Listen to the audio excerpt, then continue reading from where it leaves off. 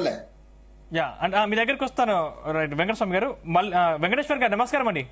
నమస్తే Siva Babu. Good morning అంటే మీరు 9.5 ఏళ్ల పాటు అధికారంలో ఉండి కూడా మీరు తల్లి తెలంగాణ విగ్రహాన్ని అధికారికంగా ఎందుకు ప్రకటించలేకపోయారు? అంటే 9.5 ఏళ్లు అధికారంలో ఉండి తెలంగాణ తల్లిని విస్మరించారు. ఆ విస్మరణను సవరించేందుకే మేము ఈ రోజు తెలంగాణ తల్లిని ప్రతిష్ఠించామని చెప్తున్నారు. దీంట్లో మీ అభ్యంతరం ఏంటి అసలు?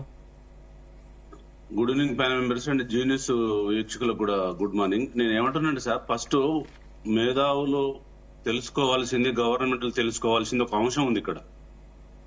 భారతదేశంలో ఉన్న భారత మాతకు ఏ జీవో ఉన్నది? అది గవర్నమెంట్ పెట్టిన భారత మాతనా? ఆంధ్ర మాతకు ఏ జీవో ఉంది? జార్ఖండ్ మాతకు ఏ ఉంది? తెలుగు తల్లికి ఏ జీవోలు ఉన్నాయి? అది గౌరవ రేవంత్ రెడ్డి గారు కాంగ్రెస్ పార్టీ నేర్చుకోవాలి.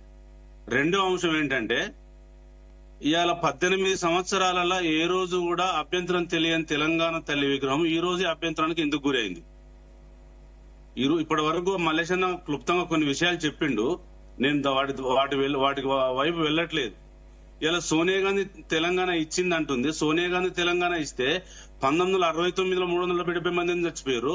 2009 లో తెలంగాణ డిక్లేర్ చేసిన తర్వాత 14 వరకు ఉద్యమం జరిగింది. అప్పుడు 1200 మంది చచ్చిపోయారు. తెలంగాణకు కాంగ్రెస్ పార్టీ తీవ్ర అన్యాయం 60 ఏళ్లకెళ్ళి చేస్తున్నమాట వాస్తవం కాదా? ఫస్ట్ ఎస్ఆర్ చేసింది తెలంగాణ కాంగ్రెస్ పార్టీ కాదా? సెకండ్ ఎస్ఆర్ చేసింది కాంగ్రెస్ పార్టీ కాదా? ఈ 66 ఏళ్ల చరిత్రలో కాంగ్రెస్ పార్టీ తెలంగాణను మోసం చేసిన మాట వాస్తవం కాదా? పెద్ద మనుషుల ఒప్పందం పేరుతోని తెలంగాణను ఆంధ్రలో కలిపింది వాస్తవం కాదా? రేవంత్ రెడ్డి రాజీనామా చేయమంటే చేసిండా?